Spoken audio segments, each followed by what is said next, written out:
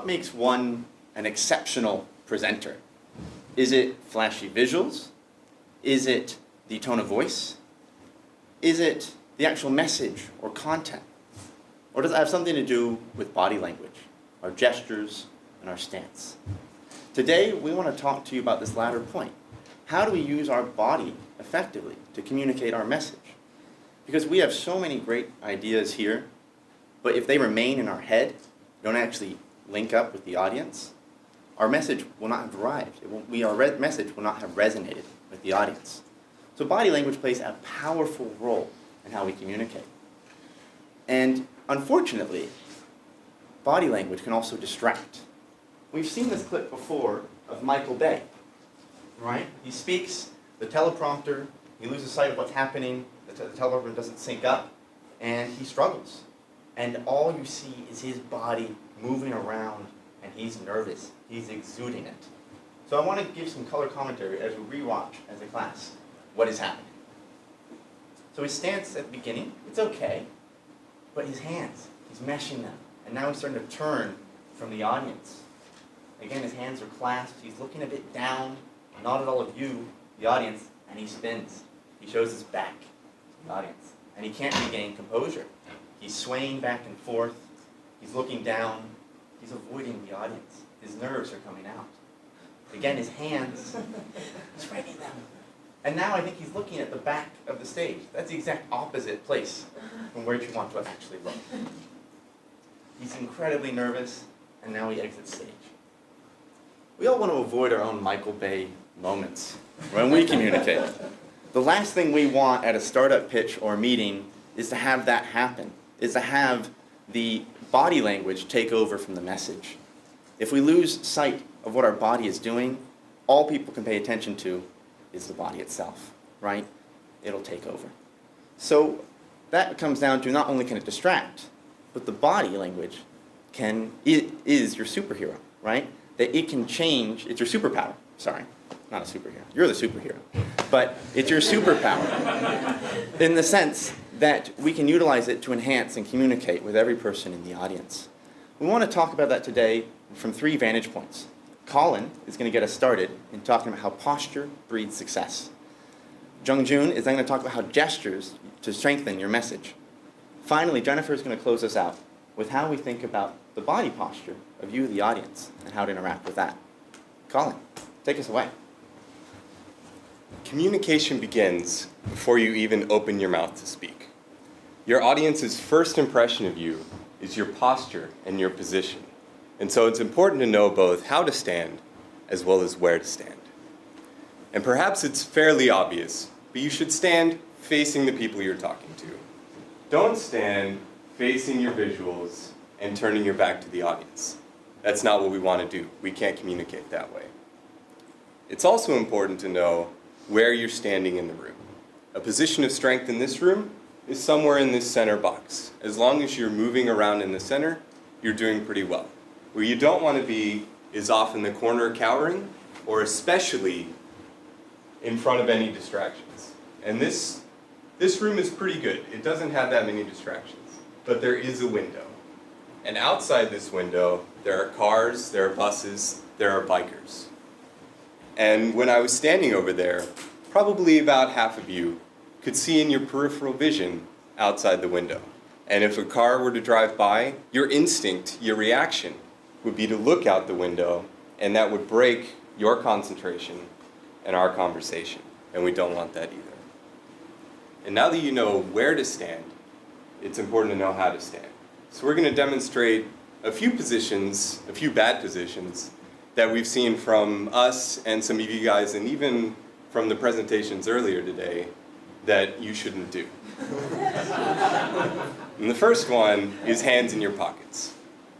This comes off as nonchalant, your shoulders tend to roll forwards, and it's very difficult to convey a strong message from this position. The second one is hands on your hips. When your hands are on your hips, you tend to look overbearing and powerful. And the third one is the fig leaf. This is where you're protecting your family jewels with your hands. And while it also looks timid, It's especially bad when you decide to gesture from this position. I want to show you something.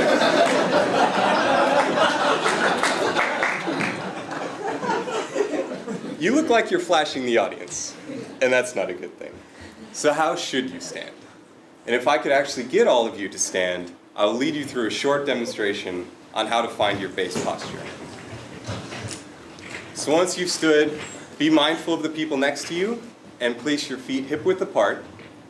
Close your eyes and look up towards the ceiling and lift your hands above your head. Get a good stretch underneath your shoulders and let your arms drop to the side. When you open your eyes, look down. This is your base posture. Thank you very much for participating. You guys can sit down now. Now that you've found your base posture, this is where you should gesture from, and it's where you should return to when you're finished gesturing. It may not feel the most comfortable, but it looks the most comfortable to your audience. Remember that your posture and position are the audience's first impression of you. But now that you know how to stand still, it's time to learn how to move. Gestures are important because it helps you communicate better. For example, if you use gestures, the audience remembers twice as much. It also helps you, the future speakers too, because it helps your memory when you speak. Also, beside the transition, your hand and arm movement is the biggest movement that the audience can see. You can either use it wisely or waste it on random and distracting gestures. I'm going to show you 3 types of gestures: the give, the show, and the chop. Here's an example. This quarter at the GSB, I went to this communications class. It was so great. I mean, you could feel that your skills are improving. I think this was the best class I've ever taken. Let's rewind and see what happened. The give. This quarter at the GSB, I went to this communications class. So this gesture is used to give the audience the facts or the options. Remember to have your palms up, not down. We'll get to that in a minute. The show. I mean, you could feel that your skills are improving. This kind of gesture has the largest variety, and your imagination is the limit. Just remember that the gesture and the message has to match.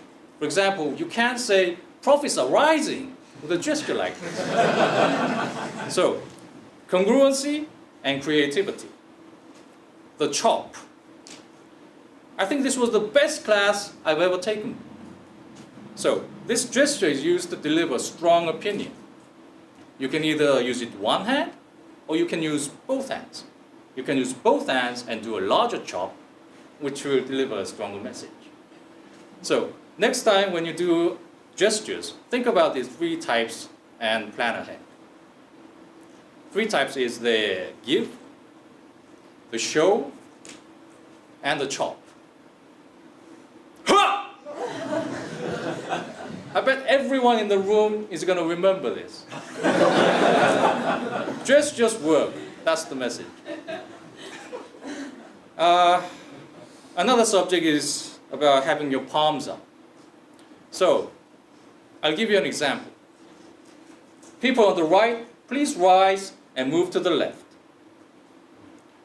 I'll do it slightly different this time. People on the left, right, please rise and move to the left. One more time. People on the right, please rise and move to the left. Do you see the difference?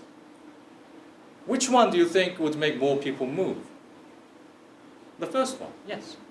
According to the study, if you have your palms up, 84% of the audience complies. If you have your palms down, 52%. If you have your fingers, 28%.